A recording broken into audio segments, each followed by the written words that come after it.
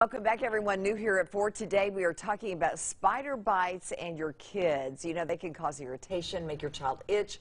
Rarely, though, are they anything to worry about. The exception, of course, a brown recluse or, heaven forbid, a black widow spider. So joining us with more is Dr. Katie Stordahl, ER physician at Children's Hospital. Good to see you. I've already got the shivers. Me too. Oh, I don't we don't like spiders at all. No. Let's talk about the signs and symptoms of a spider bite. Well, just like you said, most people wouldn't even know they've ever been bitten. Most of the time, the fang bites are so small you wouldn't be able to see them in the skin.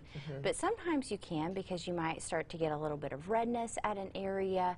If it started to turn blue or black or red, those are bad signs that you've either been bitten by a spider and you're having a reaction to it or an infection, or that it might have been a brown recluse spider bite. Oh, goodness. And we'll talk about that in a minute.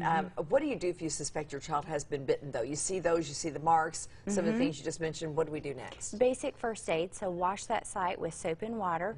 If it's itchy or it's swollen, you could apply a cool compress or an ice pack and give some Benadryl to help the child feel better. And then if it's not looking better within 24 hours, that would be a time to see a doctor, or sooner if you start to see red streaks and your child has a fever. Oh, boy. Okay, so that's when you need to get immediate help. Any other signs that mean we need to rush to the doctor?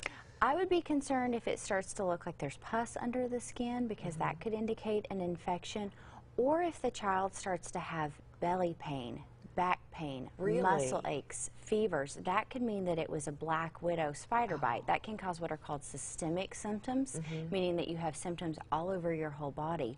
And sometimes the belly pain is actually bad enough that it can mimic appendicitis.